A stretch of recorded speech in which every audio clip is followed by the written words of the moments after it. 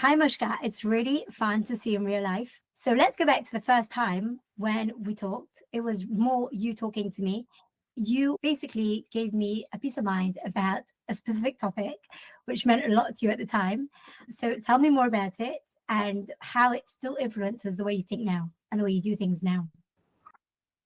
Oh, yeah. Well, I pulled it up to look at it. You messaged me, actually. We're on this other group together from people in business or online. And then you said, oh, it's so nice to see someone who like speaks Amy Porterfield's language. And oh, did I go? And I sent you like a 5-minute voice note.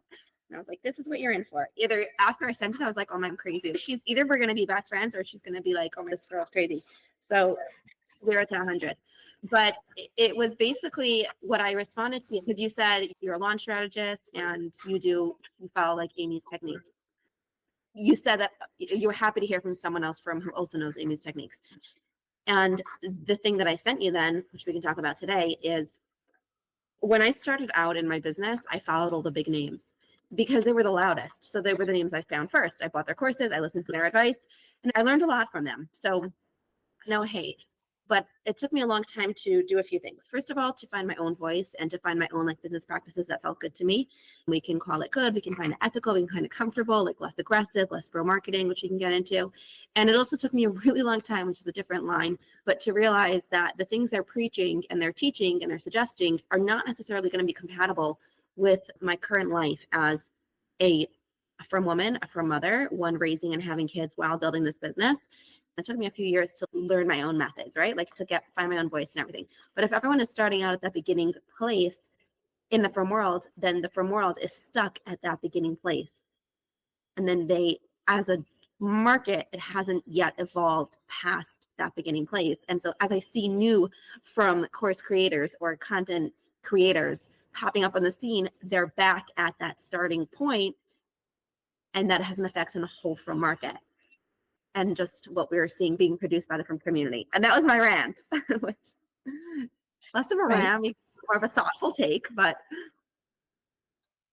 Right. Okay. So it's normal that the frum world is like a few years behind. And it does make sense what you're saying, that they're starting out pretty much from the same place. Like, okay, we bought Amy Porterfield and now we're following every single thing she says. That's totally natural. So can you talk more about where you wish they would start? That's a good question. What is this place? Like, yeah, okay, so they're aping Amy, right? Fine. So what's wrong with that? I wouldn't call it wrong. I think she's wildly successful for a reason. Here's the thing. When I follow exactly what she says, it works. Her stuff works. And I've paid for her programs. I've paid for her membership. Like I've learned a lot from her. The reason it works is because everything she teaches, or replace her name with any other name, right?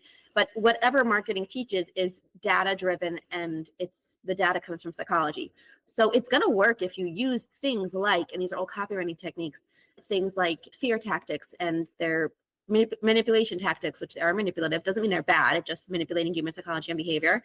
Urgency, countdown urgency in the launch. And this thing is going away forever. And this bonus is going away forever. And if you don't do this, then this, and pain points and all those things, they work for a reason. So when I follow her formula, they work. They just didn't make me feel great all the time, because I felt like, who am I marketing things to? So I teach parenting, my courses for young mothers. These girls are my friends, or the friends of my sisters, or could be my friends. Like they're girls that I pass in the street.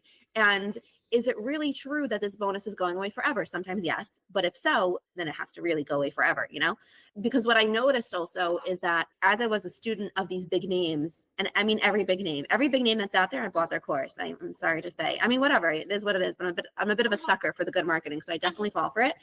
And what I noticed is that after I bought it, the next year, the same launch would appear in my inbox, like clockwork, exactly the same emails. So if, one second, you told me a year ago at this time, it was going away forever, but it's a year later and it's showing up in my inbox again. So this is fake. And it made me lose a lot of trust as a customer.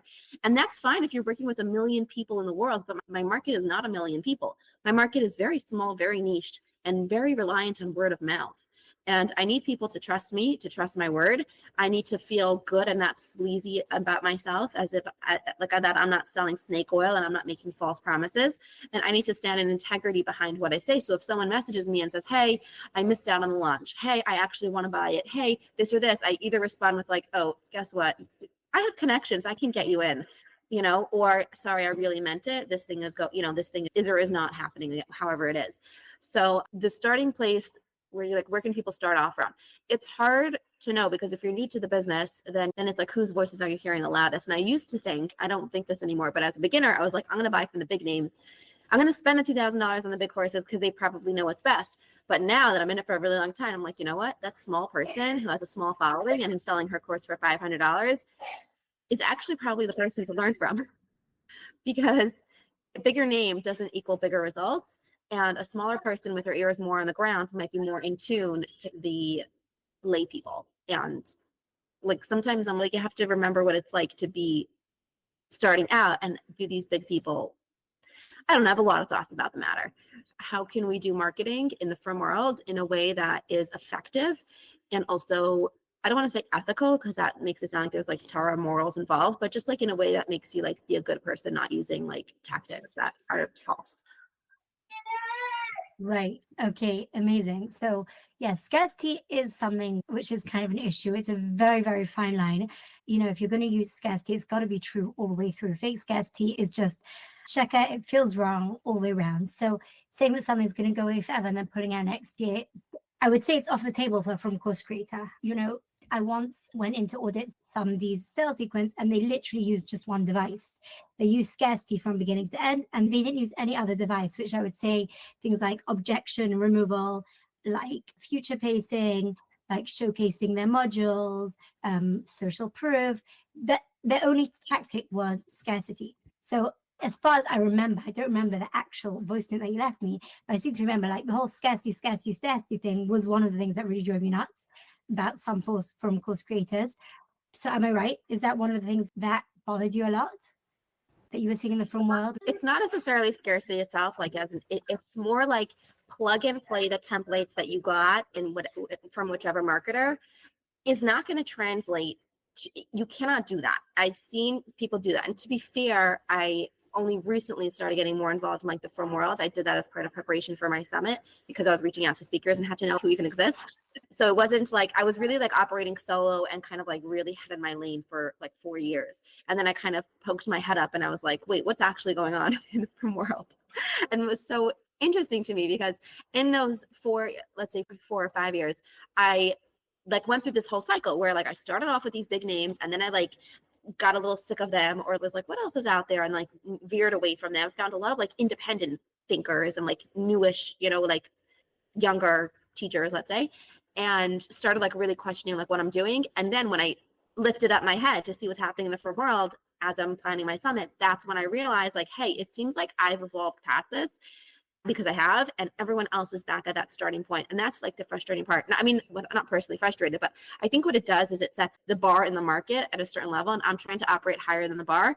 If the consumer thinks that every course is, and I can't speak to what's inside other people's courses, I can only speak to what I see forward facing as a customer. So their launches, their sales pages, their emails, right? So if I'm getting an email that literally was copied and pasted, or today would be ChatGPT. I once got an email. I sent it to my friend. I have like a business friend, and I was like, "What is this?" Because I didn't even know what course it was about. The email was like, "Hey, this is going away." Well, it's about scarcity, but it's also just about like copy and paste. This is going away. Get in now before it closes. Like, I didn't even know who sent it to me. Like, what is the name of the course? What is the actual deadline? There was no date written in the email. It was like so clear that you just like, and to be fair, like I did that once too. I was a little smarter about that, but I did it. I also once copied and pasted. And so to find your voice and to find your like comfortable seat here does take time, but like why, like maybe it shouldn't take time. What if we could shortcut that and skip the part where where your emails are flooded? Like now I sign up for all these things. I get all these launches in my secondary inbox, and my secondary email address, which is actually like my 6th one, but whatever. Like how many do I have at this point? And they're just so vanilla, which is a terrible thing to say about a flavor that's expensive and very interesting, but they're just so plain. They're just so boring. They all sound the same. And I assume that the stuff they're teaching is not the same. I assume that these are talented individual ladies.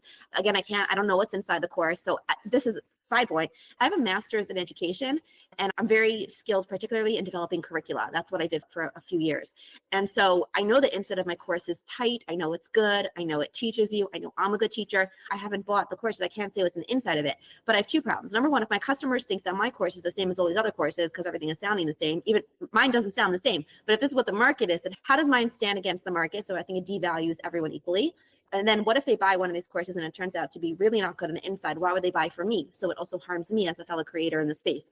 That's why I think the bar needs to be raised. For everyone collectively needs to raise the bar. We need a better bar. We need to set the standards higher, and then we need to reach those standards so that we're all producing quality material, so that I shouldn't be affected when someone else says, oh, I bought a course and it was really worthless. It wasn't, we can flip it on that. We can flip it kind of to the positive. What if someone buys my course and is blown away and loves my work, and then they buy someone else's course and like, this is not, then you look worse in comparison, maybe.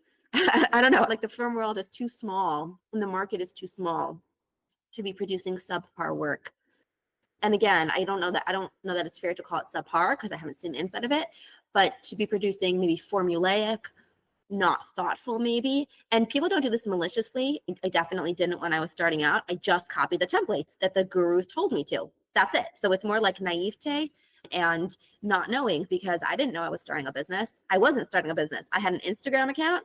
Then people kept asking me the same questions over and over. And I was like, I'm a teacher. Let me just record a video of me teaching this. And then I sold it. And I was like, 1 second, is this now a business? Do I now have a business? Now I got to learn all the things. Now I got to learn all the marketing, all the strategy, all the launch. Like, I learned everything on my own. I didn't know what Amy was like talking about Q1 and Q2. I was like, what is that? I didn't know the years divided into quarters. Like, how am I supposed to know that? And so no one's doing this. Yeah, we're all just falling into it a little bit. But what if we didn't have to? And what if there's a little bit more structure? And what if the system was improved a little? So those are my thoughts. Yeah, right. So I think that there has to be some distinction between that marketing piece and the actual learning piece. The courses that I've seen in the frum world, look, haven't been exposed to everybody's courses, but basically I would say without an exception, every single course creator that I've encountered is super passionate about their work, and it really cares to create quality stuff, and really cares about their quality and really wants to just teach and impart and all the stuff they've learned. Nobody is really copy pasting from anyone else. And I would say every course creator I've worked with has always had raving testimonials. I think I had maybe one course creator who the course creator was maybe a little old. So people found it wasn't so structured anymore, the same as it was when they were younger. I found that the actual quality of the courses is great. I think it's way more the marketing piece that people are struggling with in a big way. And most course creators have learned this stuff. They have been on consultations. I'm not talking about the ones that are really, really, really rookie. I'm talking about anybody who's been in the game for like a year and a half, right? They've learned, they're on a bunch of email lists from top marketers. They are trying to implement stuff. But like you said, it's the marketing piece that's struggling. That's really what I feel. So what would you suggest? You're talking about developing your own voice. Now that's a journey. People who are great at writing, they're great at writing letters to their friends, and, they're the type that'll bang out an email in 5 minutes, then they have a voice pretty much because they write the way they think, the way they talk. But others that really struggle with writing, then what would you suggest? Or even let's just go back to the people who are like copy pasting Amy's email templates, right? I've literally seen that within the last month. People copy paste Amy's templates. So fine. So where do they go from there to really develop their voice? If they really want marketing that is strong, resonant, stands out, doesn't just sound like a duplicate, and actually it's messaging that's sharp, that showcases their product, not that just makes them sound blah. There's like 50 marriage courses out there. How can you stand out? Right? What would you suggest? Okay, this is a great question. And I just want to backtrack for a second and reiterate that I am like Khas Vishal, I'm not insinuating anything about anyone's courses. To be clear, I haven't taken any of them. And I'm sure that people in the industry, like I know I am, are passionate about whatever it is they're passionate about, solving the problem, helping the next person forward, and have the best interest in mind, right? So let's talk about the forward-facing marketing. Even something as formulaic advice, which is like have an email list, send an email list. If you follow Amy's advice, it's create weekly facing content and then send an email about that content, which is so funny because once I realized at a certain point, I was like, wait, her emails are super boring. And then guess what? She recently pivoted and stopped sending those emails. I don't know why it took her like 2 or 3 years to realize. I realized right away. I was like, wait, all you're emailing me about is to tell me about your latest podcast episode. Like either I'll listen or I won't. I don't need an email about it.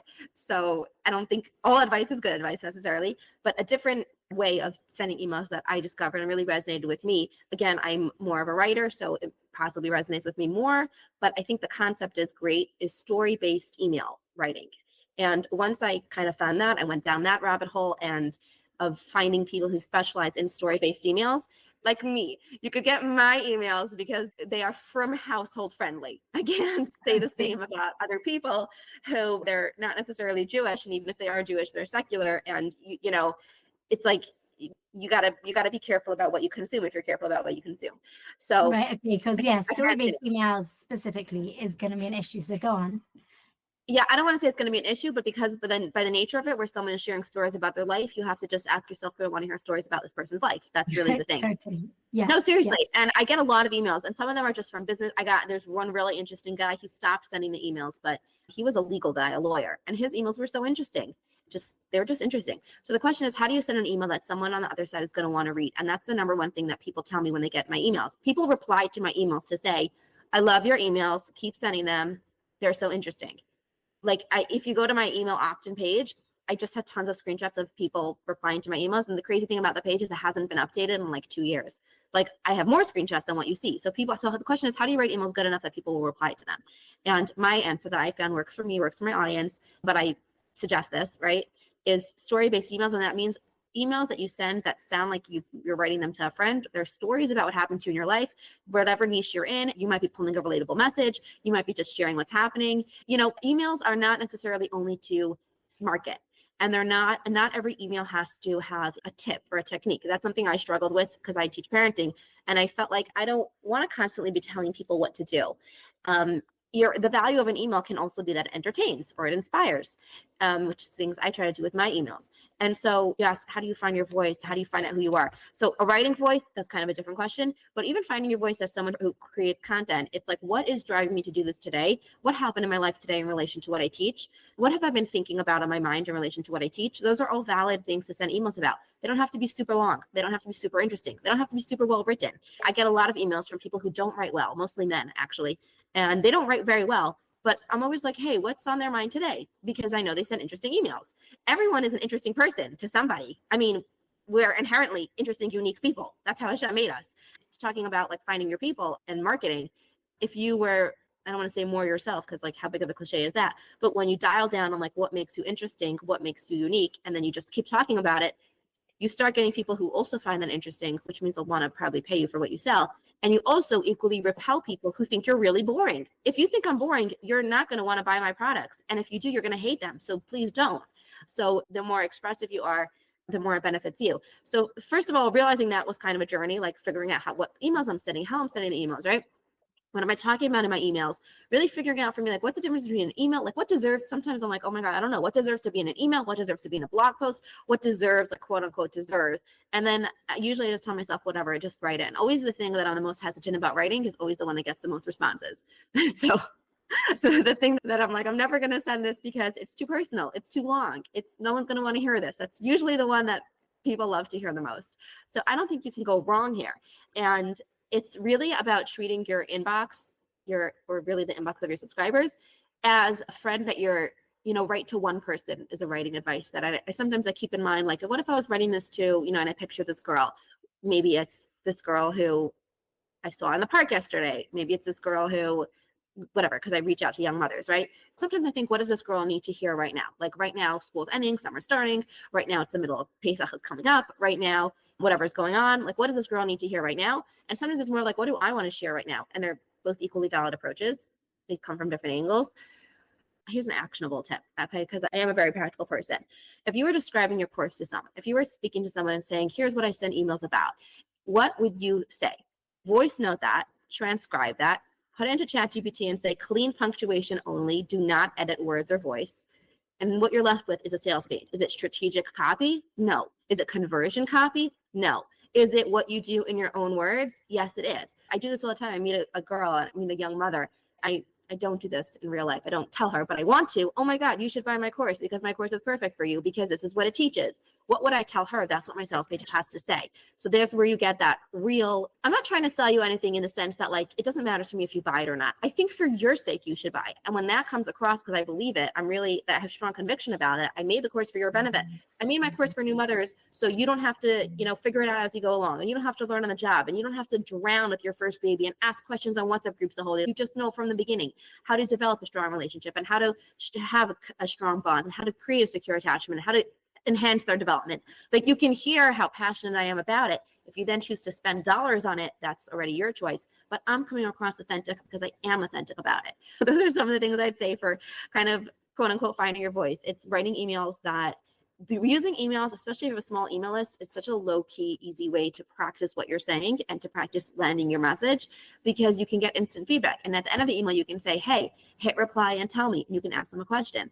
And they're going to reply if you have a small enough, intimate enough audience. And if they're small enough, you can actually have time to reply to them, which is a problem I have since my summit. I sometimes don't have time to reply to the emails I'm getting.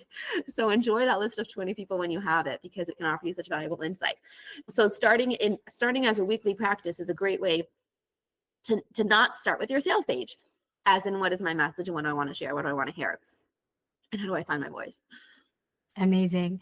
I think this is definitely easier when you get to content. First of all, you said so many valuable things. And I want to just say that I think this is way easier when you're getting into content. And this is definitely the way to go when you're doing content emails. When you segue into sales emails, this is actually so funny because I just wrote an email to my list about it this morning. And now we're literally just going on and on about the same themes, but that's okay. They bear repeating a million times. That when you're getting into your sales sequence, I believe that you've got to keep this up, right? It's got to be your own voice. And like you said, like the way you would sell it to a woman on the street if you were just having like a casual conversation. But I do think that you need to use the devices. Otherwise, it really won't convert. Like, you need the clarity in your offer. You need to say what you're selling. You need to share a transformation statement. Yes, you even do need to talk pain points. I do believe in one email, at least, you do need to drill down into pain points. But there's ways to drill down into pain points, and there's ways not to drill down into pain points. I do believe that you should, I feel like there's a checklist you need to cover, but then after that, have fun, right? Do what you want, have fun. Know the checklist, cover the checklist, and then have fun. Do you know what I mean? I would say make it personal. Go on. I don't disagree with you, but I would say start with that story and then make sure you're incorporating. Look, it's like being an artist who does whatever you want, or being an artist with technique, and you can always tell the difference, because once you know the rules, you're allowed to break them, right? But it really is true. Once you understand shadow and dimension, you can then paint abstractly, but you first have to know realistic techniques. Exactly. But a sales email doesn't have to be devoid of your voice. It doesn't have to be formulaic. It doesn't have to be boring. And I think more importantly, if you're sending a certain kind of email every week, whether it's funny, whether it's inspiring, whether it's engaging, whether it's short, like whatever type it is, if your tone suddenly shifts when you hit that sales sequence because you're trying to incorporate the right things, we're going to feel it. I mean, it's going to be crazy obvious. So it's really, the question is more like, how do I send a really well-crafted sales sequence following all the rules of copy? Because it works for a reason. You do need to make sales, if you're trying to make sales, you got to make the sales. If you're just sending emails for fun, then sometimes I just send emails for fun and don't send enough sales emails. So you can have fun without making money, and you can also make money, but they can also be story. The pain point email can be a story about that time when you were totally drowning, and list a bunch of pain points and explain the pain points. Like, that is a valid sales email to send. But that's, again, my personal preference, because here's the thing, like, I know that sales email is coming, right? I'm on these email lists. I'm getting their sales email. I'm not buying their products, not at this time, not at this moment, not ever. I'll still read the whole email if it's interesting. I'll skip or skim the part where they start talking really salesy because I'm not actually going to buy the thing. But I will open the email and read the email knowing that I'm in the middle of this person's launch. I have another 10 emails coming this entire week. I will open and read every single email regardless. That is a pretty strong thing for a non-customer to say. Like, I've already bought the product. I'm never going to buy the product, or I'm not buying it right now, and I'm still opening every email. How can you write emails so that your audience says that about you? Right. Absolutely. That is so spot on. Yeah. I'm lucky enough to have had that with one specific client, which I literally write all their sales sequences and everything for them. But that really stands out in my mind because I keep getting responses like that. Hey, I love your emails. I open every single one of them and I read them all. but I can't buy it because, and then they give some reason. And the amazing thing is that they feel like they need to give me a reason because the email is good. It's talking to them, and therefore have to respond and give me a reason why they're not buying. I think that's such a good indicator. And yeah, sales emails can't be abruptly like stepping into template mode. Absolutely not. So yeah, I like your way of doing it, right? I just think it comes to planning. Like, if you know, okay, this is my first email that I'm sending out, okay, you got to have the name of the course clear. You got to have the transformation statement in there.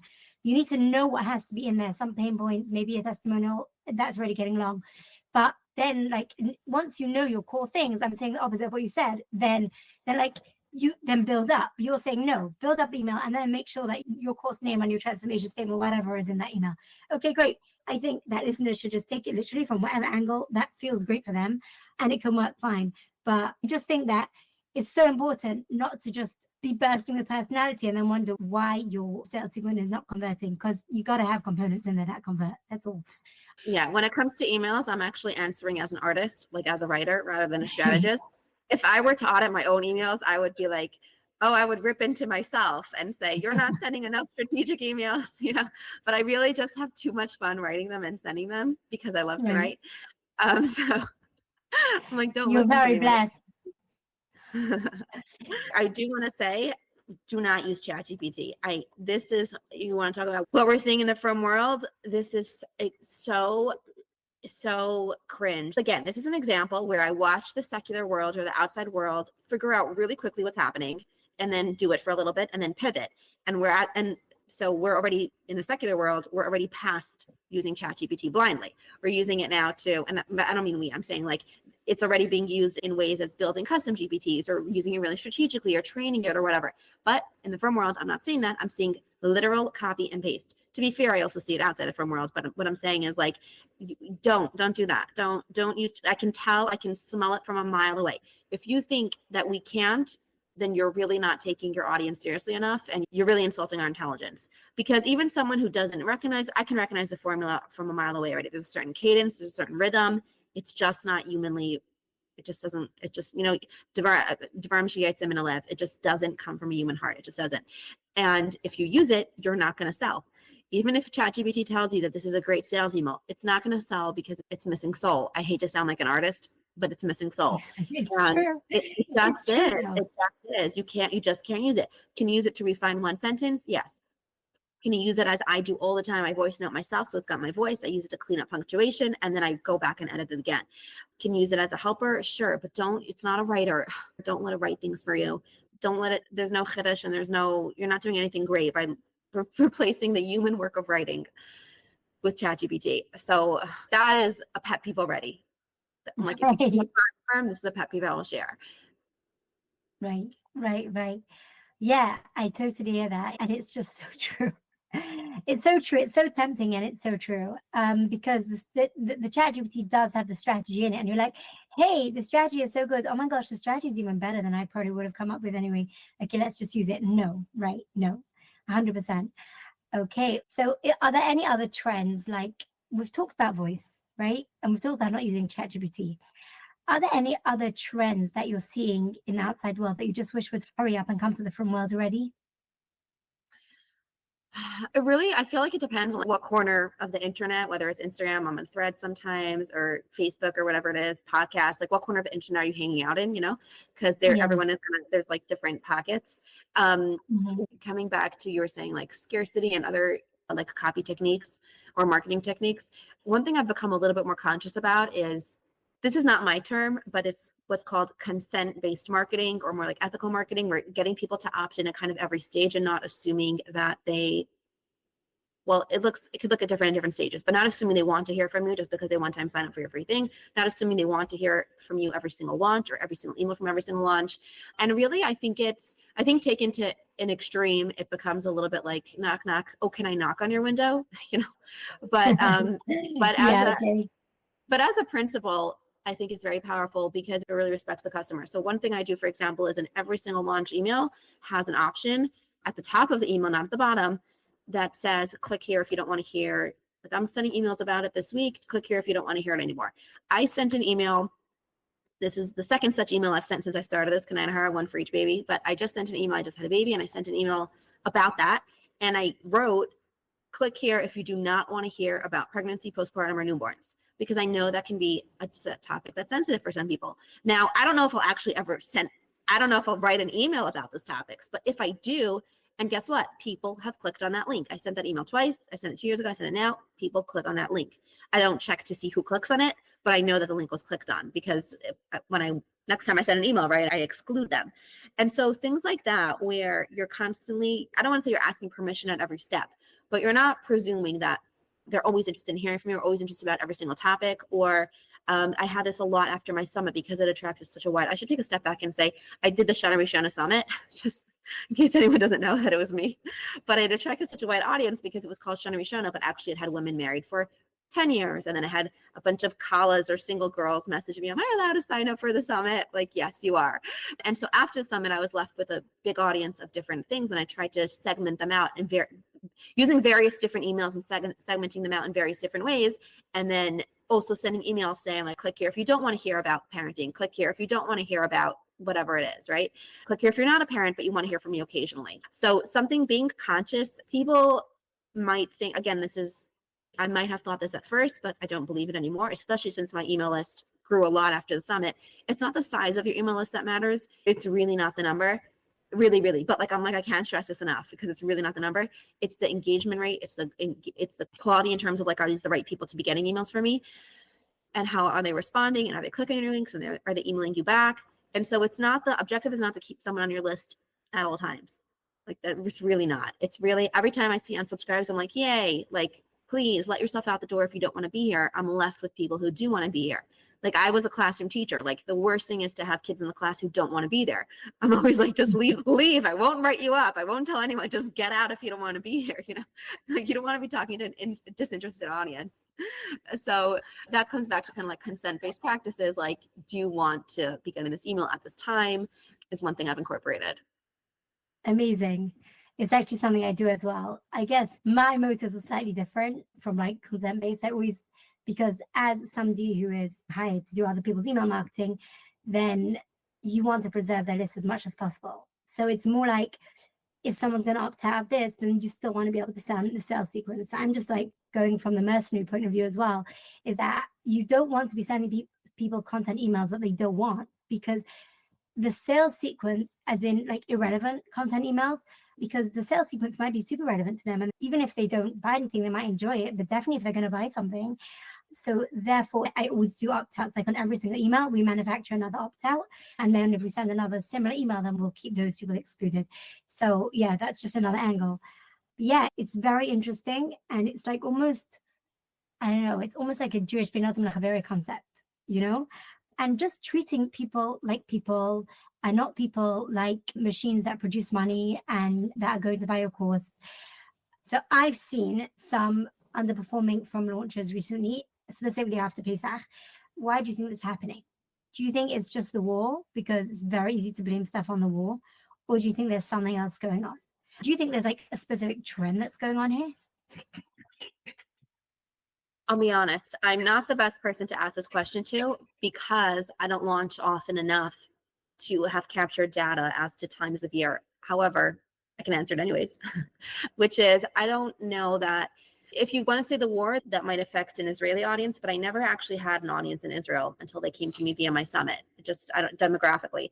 So in America, it might be callous to say, but life is going on as normal, as in daily life isn't being impacted. So I don't know that it would have a bearing on sales. I do know, as someone whose audience is very closely tied to the calendar, because it's my kids, it's my school, that makes a big difference to me. Time of year makes a big difference to me. If my kids are all home, I don't even have time to read my email.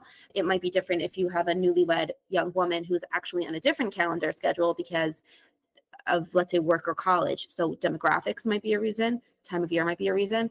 I honestly choose to always believe that messaging is at fault, or like messaging our strategy is at fault, or would be the culprit.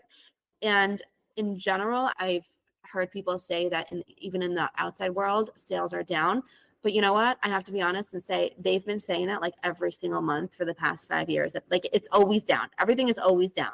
Like peak COVID time when course sales were booming, no one was like, oh, hey, sales are booming. It was just after COVID that people are like, oh, well, sales are now down. So they're always saying the market is shifting. The market is constantly shifting. Like that's the one constant, right? It's always shifting. I do think that there was a particular time, which was it's already now a few years ago, just COVID time, when everyone was sitting and taking courses and online courses became a new thing. It could be the audience is weary of courses. In that case, again, how do I make my course stand out, right? And how do I make my messaging really clear? And how do I make my course itself an experience to consume and to go through? But I don't know. I would say you're the one with the data. If you're seeing multiple from launches at the same time have the same reception, then We're that's the actually data. all in the same industry. 4 courses in the same industry have been complaining after Pesach that the sales Well, are down. so then maybe it's messaging. It's an interesting question. Okay, this is really off topic, but like just talking about my summit could be a whole conversation. But one thing that came up for me when I was doing my summit, because it was the Generation Summit, I was getting speakers on 4 specific themes. I was asking like multiple home organizers to talk on the theme of managing your home. So it was like, well, what's the differentiation between that? And the answer is every single person is really just had their own unique take and their own unique angle. Whether you're bringing that out to your audience is a different question. But does every person have their own thing to offer? Yes, but you would have to spell it out. I think that the question really is more like, do you think that there'll ever be a time that funnels just get deader and deader and deader, and we're going to just have to come up with something totally new? Like, the typical funnel, the sales page, the emails, the email sequence. Because like, I think there have been people who do have strong messaging. I know at least 2 out of those 4 have really strong messaging. Their emails are good, their sales page is good. They stand out, but they've seen less sales. It's just not working out as well. Like as if the same funnel that converted really well last year is just not converting the same way this year. Okay. So do you think we'll ever get to a place where funnels are like almost dead? We have to do something else. That's a really interesting question because, like I started off saying, that the frum world is behind the secular world. I believe that's true in general across any industry in terms of fashion and fads and technology and whatever information. But one advantage in this case is that we are in the secular world. People might be saying sales are down, the funnel is dead. It should take longer to reach that in our community. It should just take people longer because they're not inundated possibly with as much courses. On the other hand, on the flip side, because this community is so small, you're working with a smaller market audience. So like, in other words, did you max out your market audience already? I don't know that that's true. I don't think that's possible. I don't believe that's possible. Did you max out your current audience? Yes, that's possible. So is the funnel dead? First of all, possibly. Like, will marketing need to reinvent itself a little bit? Yeah, it could be. Human psychology is never going to change. So all the same techniques are still going to work. But the way it's been taught traditionally by actually Jeff Walker, who invented it, but it's been going strong since he introduced it in the 90s, the late 80s. So it's been reiterated a few times. Like there have been iterations, but it's still going strong. The concept of a funnel, like he used to send a 3-page sales letter in the mail, right? So the concept of a funnel isn't gone, but what the funnel looks like, will that change and shift? Very possible. That's fine. That's fine as long as the core marketing strategies stay the same, which they will, because people are people. Like humans are humans, and human people buy, humans buy as they do. Like, so will have buying tactics, have buying behaviors changed? Again, really possible. Now I come back to, is there a specific reason why, let's say, a specific frum course creators launch didn't go well? It could be that they maxed out their current audience. They're marketing the same thing to the same audience. So it's like, expand your audience. I think there's enough people in the frum world who will buy it. They're just not in front of you right now, possibly. Well, they know they have to grow their list, and they know they have to grow their list for launch. So they do grow their list for before a launch, right? They do. They've grown their list. It's just literally that, like, they got more people in. Maybe the people were from a different place or from like a different quality of person, that could be, but they signed up to the webinar. They had a great amount of people who signed up to the webinar, like, I don't know, 300 or something, right? They got maybe a slightly lower than they would have wanted turn up rate, let's say, but then they send out the sales emails and like crickets. It's just weird sometimes, I think we would only have more data if more people shared their numbers and more people shared their stats. You're in a unique position where you work with them, so they're your clients, so they're sharing it with you.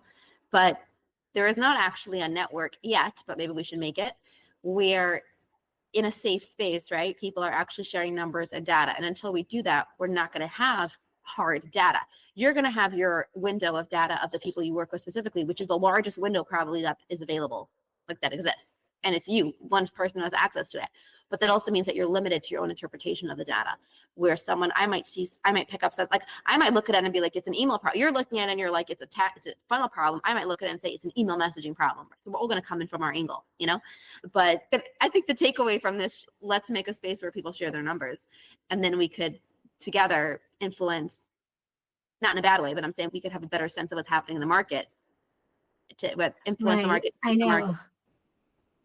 That's my takeaway. I know that you always wanted that. I just think that it's going to be such a leap of faith to get people to do that, especially if they're in a similar industry, which is the most telling. If you have 2 courses on child rearing and like one is making this and one is making that, and then one person's launch flops, and that is so telling on like, it's much easier to troubleshoot. But just to get people to share their numbers, I mean, people don't share their numbers with me always. It's like you have to pull their teeth, and to share on a chat or something, I don't know. I can't see it happening. Any listener who hears this should just, let me know. No, I'm happy to share my numbers. And you can absolutely get added to our new WhatsApp group, or we'll do it on a Google Hangouts if you want, because this is super important.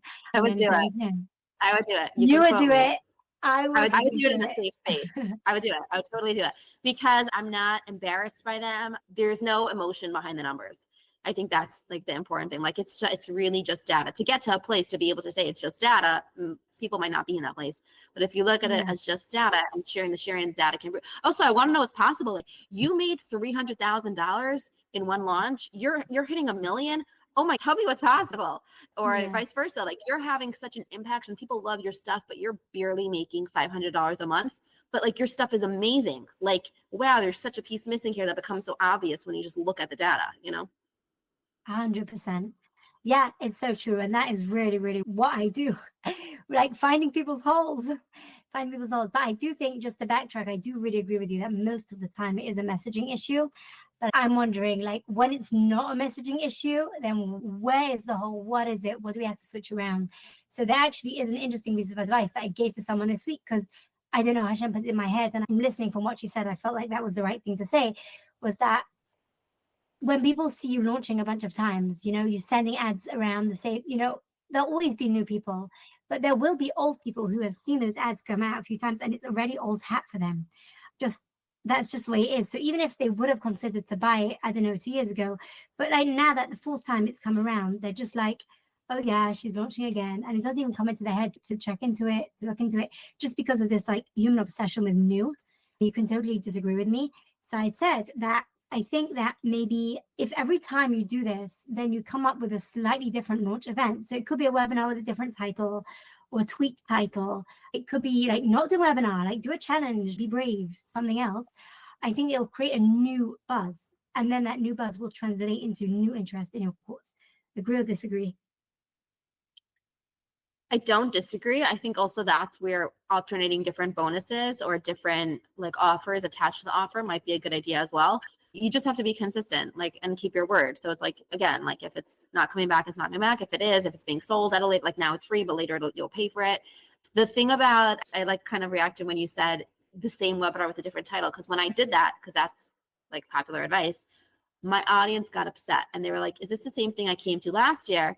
And I was like, well, this was like the first launch I ever did, right? Well, not really, but like the answer is yeah. And then I started telling people, yeah, I changed the title, but if you attended last year, I'm going to be like, you'll always learn something new, but I'm going to be reteaching the same thing, because people got upset. Actually, one person sent me a message, like she felt misled. She thought it was different, whatever. Or I've heard this also, I mean, same person, but I thought it was going to be a free workshop. And at the end you pitched your course and I felt really misled. And I don't know why it didn't occur to me to say this earlier, but talking about this at the beginning of any workshop I give now, I say at the very beginning, here's what we're going to do today. At the end, I'm going to show you how, if you want to work for me or learn with me later, I'm going to be announcing my course or something. So you know right up front that like it is a workshop. I do deliver value. And at the end, there's going to be a sales pitch. So right. Just more about transparency.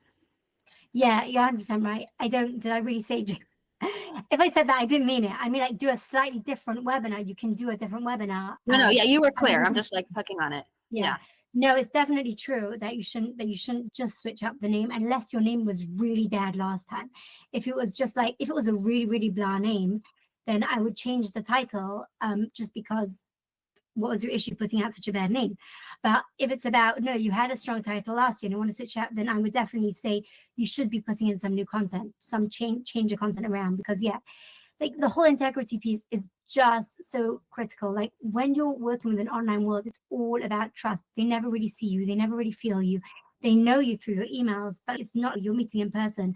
And therefore, trust is literally the center point of everything that goes on in your business. And if you want it to grow and last, then that trust piece is so critical. It is. It is. That's why I started off saying, if you're outsourcing it in any way, whether it's using templates, whether it's following advice, whether it's using ChatGPT, whether it's just copying something that lands in your inbox, like when you're outsourcing that element of trust, likability, like know, like, feel you, whatever it is, know, like, trust you, it's not going to translate. Like we can sense, we know, and we feel misled and we feel sold to, and we feel annoyed, and we will unsubscribe and we will not buy from you. You know, it might take people time to learn that, like not in a bad way, just, you know, it might, something you have to learn. Do you think there's any way that we could change this across the frum world? Like, do I have to launch a course, or do you have to launch a course about courses? Like, be another Amy Porterfield, but teach it right. Like, do you think that somebody would have to do that and make a huge noise about it? Or how else could you shift things in a big way in the frum world? That's a really good question. And it might depend at what point someone is in their journey of being on business. Like the answer, the solution might depend on at which point this person is starting from.